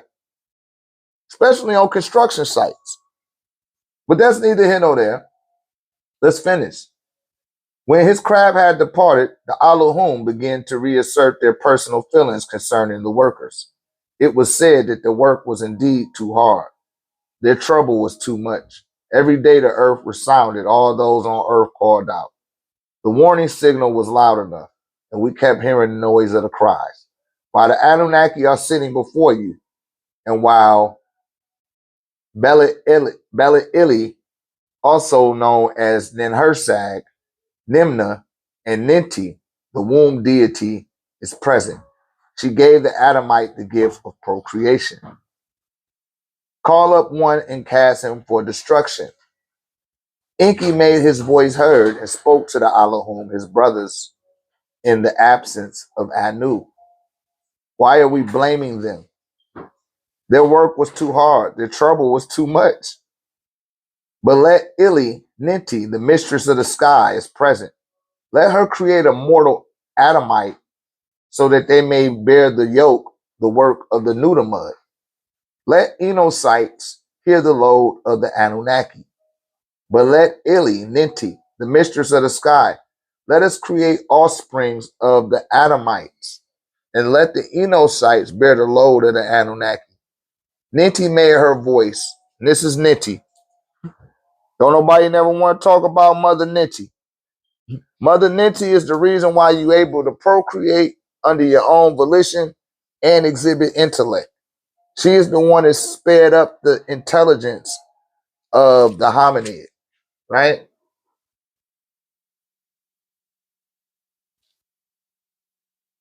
And this the brother that got slain. He looked like my man from Breaking Bad. I forgot his name. He is an excellent actor. But he was the collateral damage from this story. Spoke to the great Anunnaki. It is not proper for me to make Atmu or Odurus or Adi Uru. The Chaldeans called the man Adam, who the earth produced. He lays without movement, without life, and without breath, just like an image of the Adam that was created on Malakut, until his soul had been given to the physical Adam. According to Jewish tradition in the Targum and the Talmud, as also to Moses, Adam was created man and woman at the same time, a hermaphrodite. The work is Nutamud's. He makes everything pure. If he gives me clay and test tubes of genes, then I will do it. I will start the cloning. Nutamud made his voice heard and spoke to the great Anunnaki. Just for the record, Nutamud is Enki. On the 1st, 7th, and 15th of the month, I shall have a purification by washing.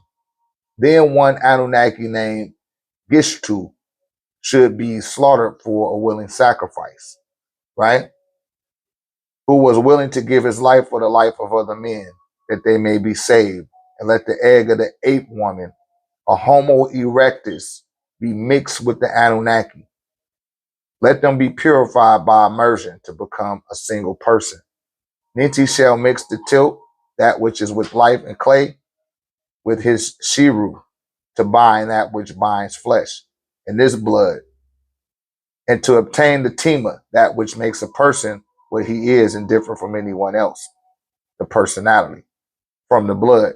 Today it is called genes, an extract from the shiru, the kisru, the semen, simply seamen, or men of the sea, as a tadpole coming from a non-Anunnaki male member, right? This was clone 1 of 16. So they started to clone a being to do the work that they wanted to do.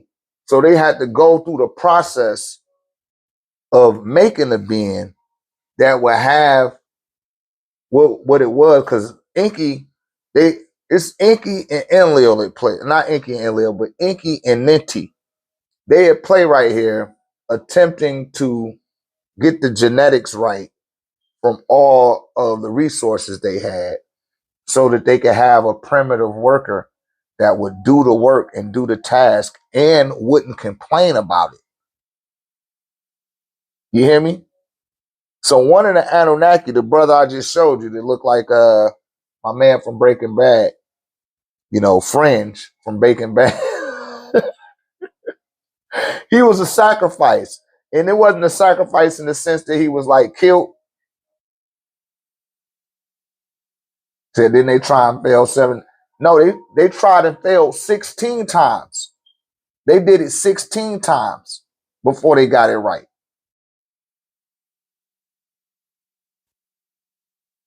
So at first it was a hermaphrodite. It wasn't no sex. They didn't realize that they needed to put the spirit into the being. Like they was troubleshooting it. This primitive worker. Because Anu needed to go. He was in the Biru above your planet and wasn't leaving until they got enough gold so that he could go make an ozone layer for his planet. And he ain't care how it got done. He just wanted that shit to get done. You hear me?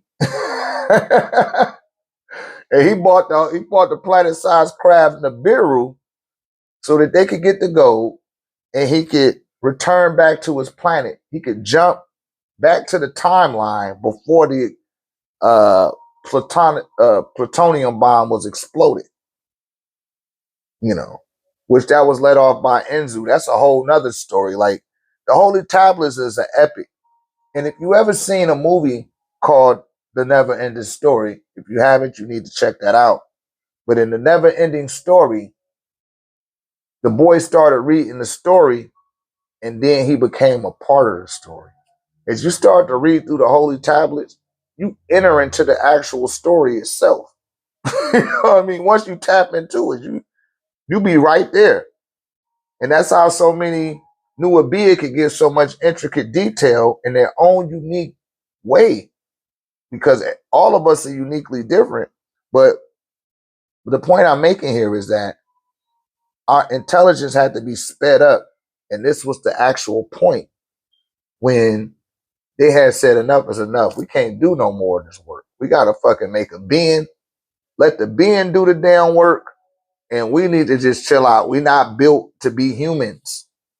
They're not humans. You hear me? So they had to find a being. They took a man out to sea that was not connected to them, that wasn't mixed in with their blood. In orders, it had to be something from here. And this is why I tell y'all, it started in the water. It started in the water, now we here. Right? The physiology of the genetics came out the water. When you come out your mother, when you come out your daddy into your mother, you living in water for about 9 months. Right? You in water. You don't even got lungs. You got gills. And once the egg crack and you inhale your first whiff of air or breath, you take your first breath and your lungs inflate or your gills inflate into lungs. And then you start to mutate into something other than a warm-blooded creature. You're not a warm-blooded creature no more. Or you're not a cold-blooded creature. Now you warm-blooded. Right? And now your aquatic nature is starting to wane. And you're becoming more physical. You're becoming more land-based. You're becoming more warm-blooded. And at first, you were very selfish. It was all about you. You had to be taught how to be compassionate. You had to be taught how to be warm. You put two little 1-year-olds in the same room with one sucker, they're going to fight over that sucker. They're not going to share.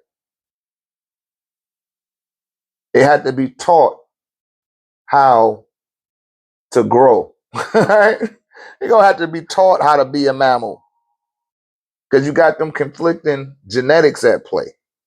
And and this is in tablet 2, verse 74, the tablets.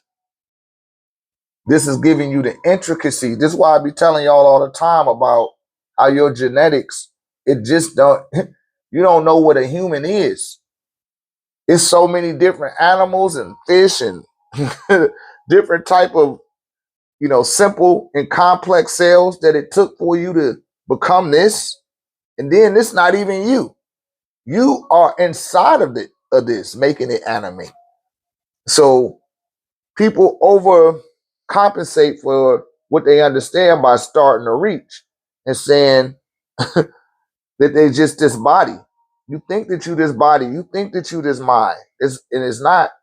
And even to get to that point where we start talking about the mind, which that's about tablet 7 in the living soul. When you get to the living soul of the holy tablets, you would know so many nuances, or so many nuances within the tapestry. We said, was there a real being that Jesus was based off of, or was it literally just a fable? Yeah, shouts out to Dread. Uh, we talked about this earlier on TikTok. There is an actual Jesus, but it wasn't no J. The letter J wasn't invented until the 16th century. There was a Iesus Cleophas, who was the son of Mark Antony and Cleopatra, right? And he was named Iesus, which means I am Zeus, because his mother refused to have a son that didn't have the name of a god, because she seen herself as a god. And his name was Iesus Cleophas, which is the masculine way of saying Cleopatra. She was a bad mother, right? Shouts out to Cleopatra, right? But that was the only real Jesus that was educated in Egypt. He said, what about Serapis? Serapis, Serapis is dealing with the Apis bull. That's you going into the Hyksos now. And that's somebody different. Steve, like a lot of what you be abstracting from, you coming from a Hyksos timeline, a Greek timeline. You know what I mean? From a Hellenistic timeline.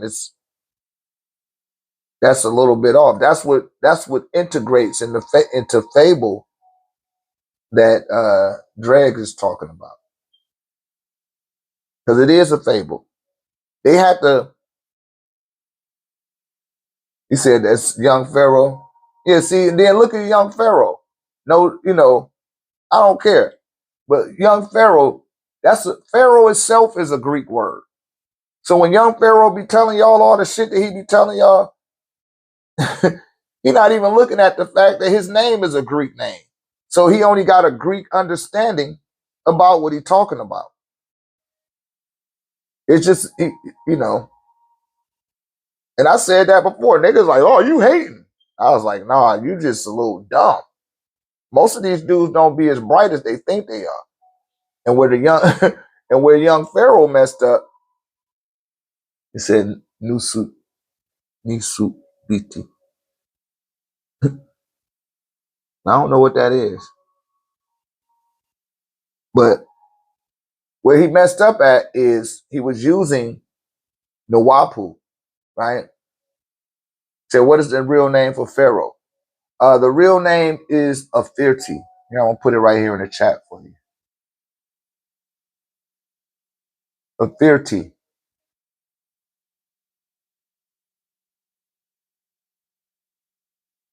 You know what I mean? Afirti is the name. And they don't want y'all they want you to look at the Proto-Indo-Euro terminology for everything. And only if you have to have a finesse scholar, a linguistic master. That's what Dr. Melikaza Duck York Ale is. He's a linguistic master. So, man, he showed us how to go beyond the Proto-Indo-Euro wall in their lexicon. And you can see that their timeline is like way the fuck off. They have no clue. And they know they don't. That's why they be blocking me on TikTok like that, y'all, because I be unveiling, simple stuff. I be just seeing people argue over on the TikTok. I'm like, yo, that shit ain't even nothing to argue about. Just read the damn book.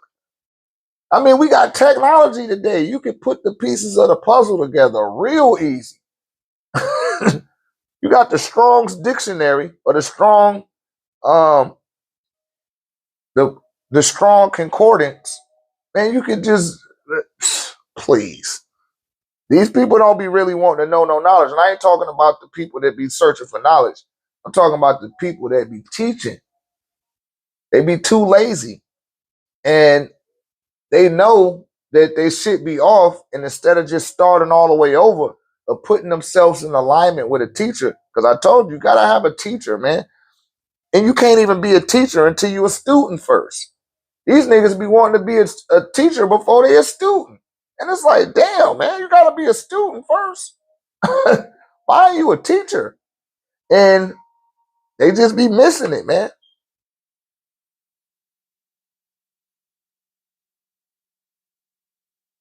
He said, were we here before Native Americans and did we flee? Yes.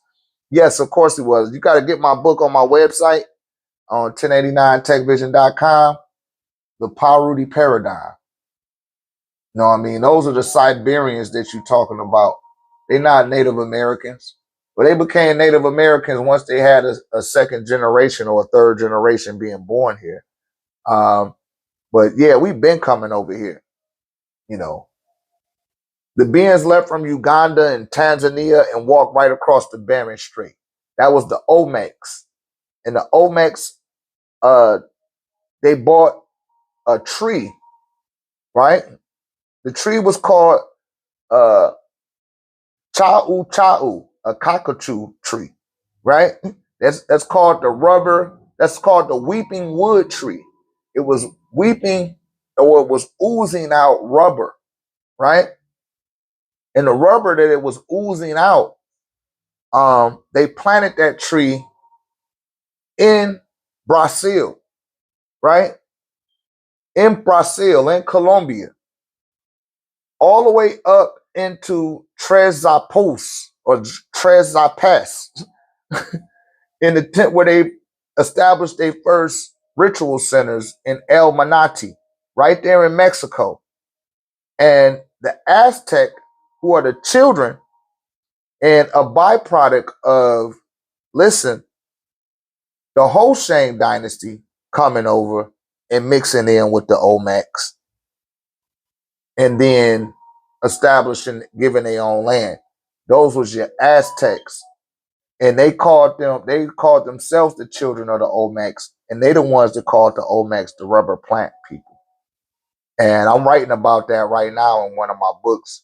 You know, you more in tune with this, because I don't even know who you are, but you in tune with what the fuck going on for you to catch this live like this. And I'm writing about that right now in my book Negativity. And when I talked about it in Paruti Paradigm about the gyriography, which is the first cameras that were able to capture images clearly with contrast and sharpness. It was, the filter on them was right. And if you pull up a gyriography photos, right? He said taking stilling to the next level. That's right. So if you look at the photos between 1835 to 1865 and put African American in there, you're not going to see a bunch of slaves.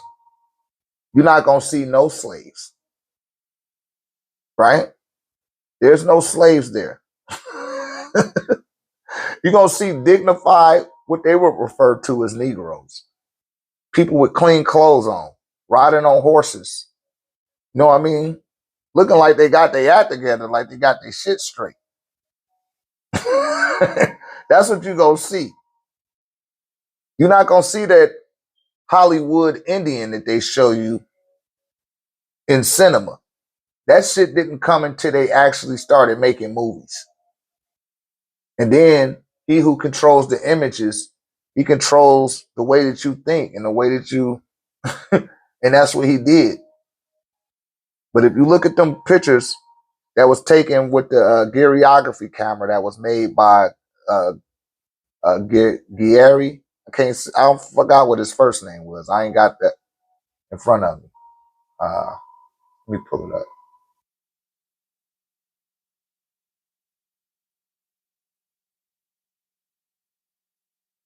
Yeah, he wrote he invented that camera. Really, it was another man by the name of Neopor the Peace, I want to say his name was. I'm not good with the pronunciation.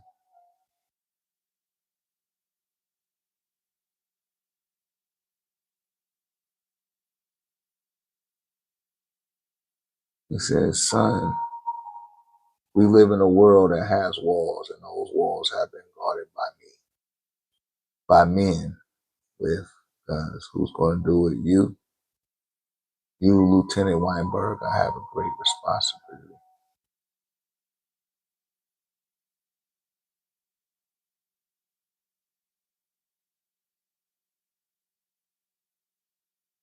Hold on a second, Gary. Yeah, it's called the Garyography camera. I know that that's the name of the camera.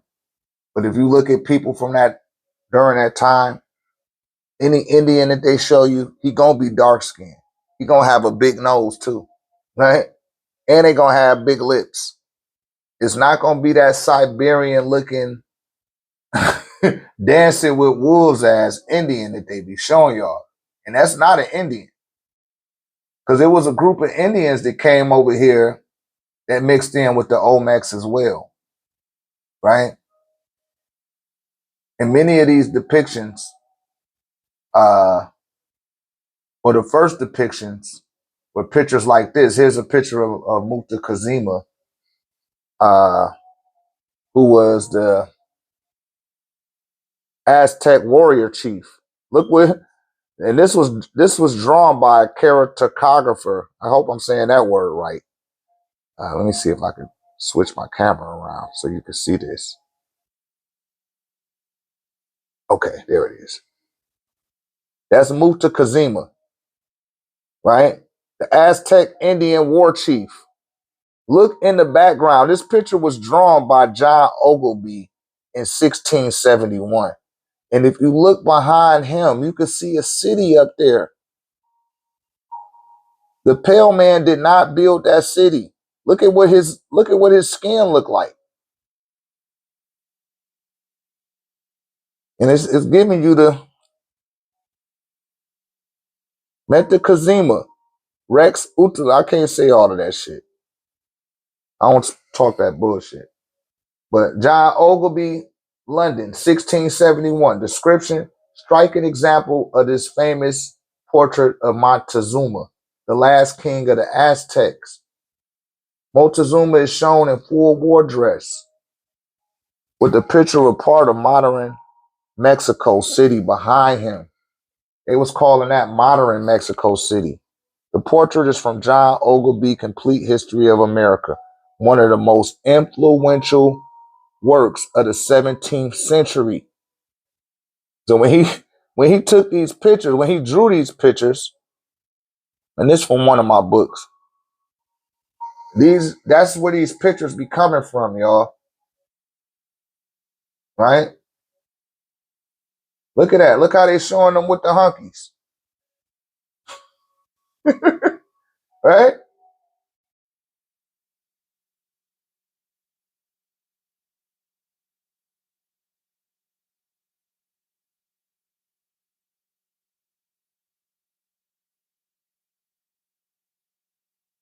You see that?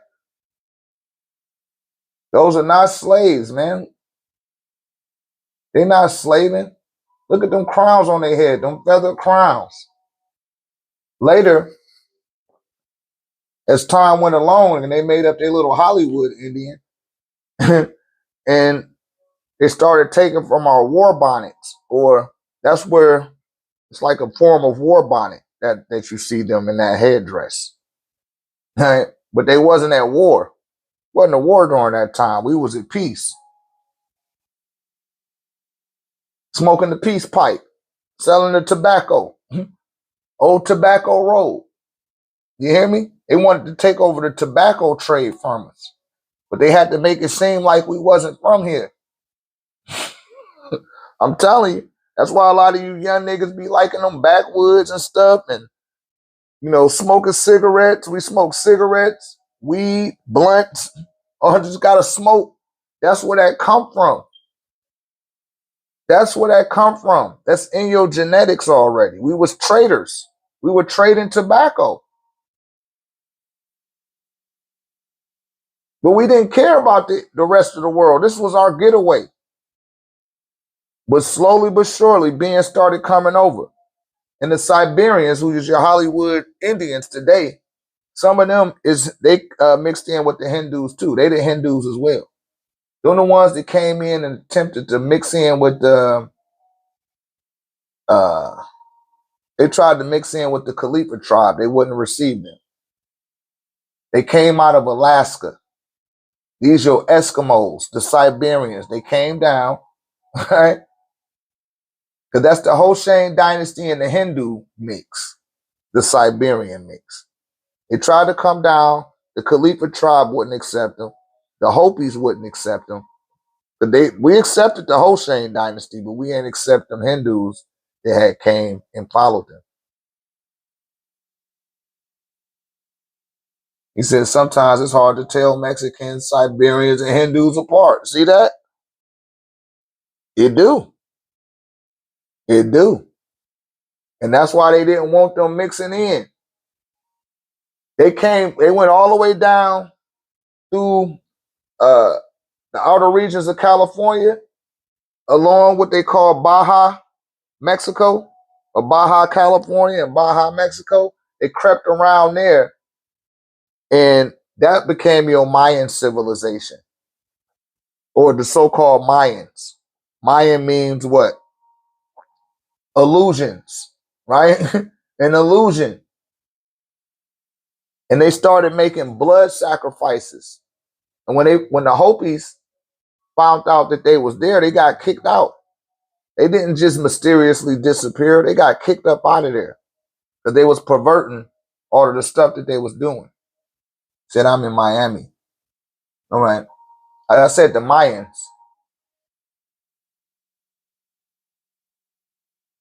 Yeah, they started doing tobacco and cotton in the South. Yeah. They already had it. It was just that they was like, man, how the hell we gonna get these niggers off of this? It's the same way that they trying to figure, and they ain't figured that one out yet. The same way they trying to figure out, like, man, how can we get these dudes off this cocaine? They can't get them off that cocaine. They done sent all type of little hit squads in there and try to run that shit. They not coming up off that cocaine. Just like when they went to Afghanistan, they tried to get them to come up off that heroin. They like, yo, we not coming up off this shit. They didn't come up off of it. They like, shit, man. We gonna die together in this bitch, but we're not coming off the poppy fields. That's what Afghanistan was all about.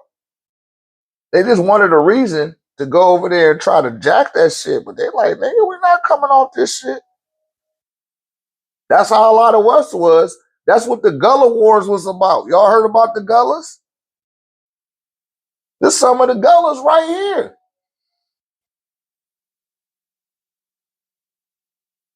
Uh-oh.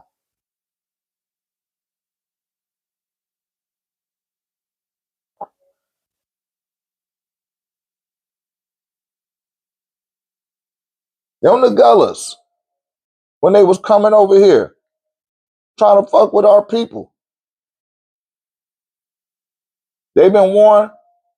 Here go the Muskogean family, the Choctaws, right? This picture from the 1800s. I'm going to turn it to the side so y'all can see it. Look at how dark skinned those people are.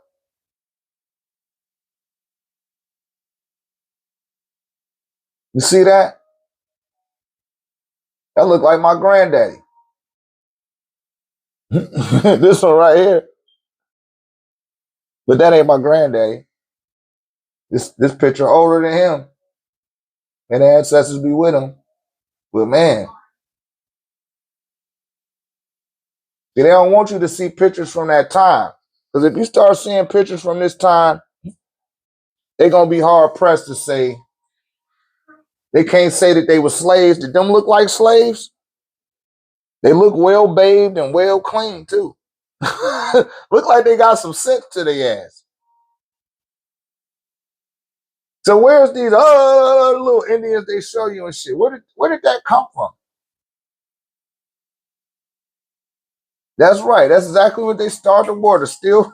That's right, Mother Edinburgh. Let them know. That's exactly what they do that shit for, man. Just to steal. They some thieves. That's the Grinch that stole your reality. They say the Grinch stole Christmas. No, the Grinch stole your reality. That's what really happened, man. And they don't want to talk about it.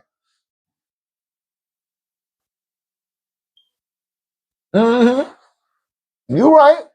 They sure was. Yes, sir. You right. They had to figure out how to get the niggas off that tobacco, man. Because they wanted that tobacco. You see, that's the main thing that the cowboys, I'm talking about the Peckerwood cowboy, they like to chew tobacco. They love that shit, man. I like, damn, you buying that much tobacco?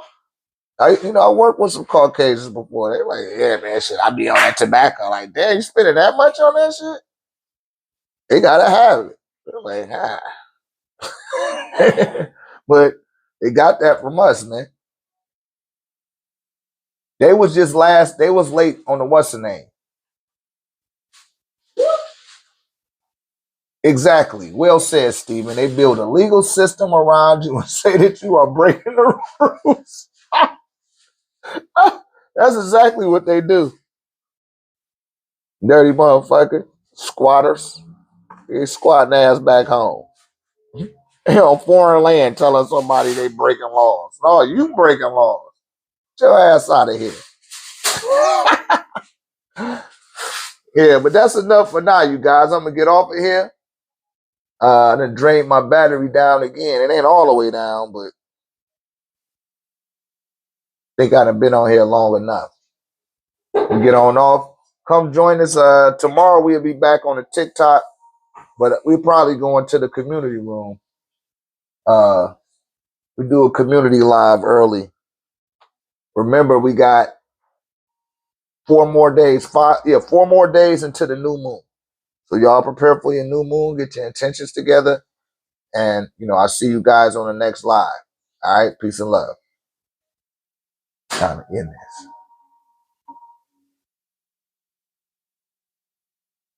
this.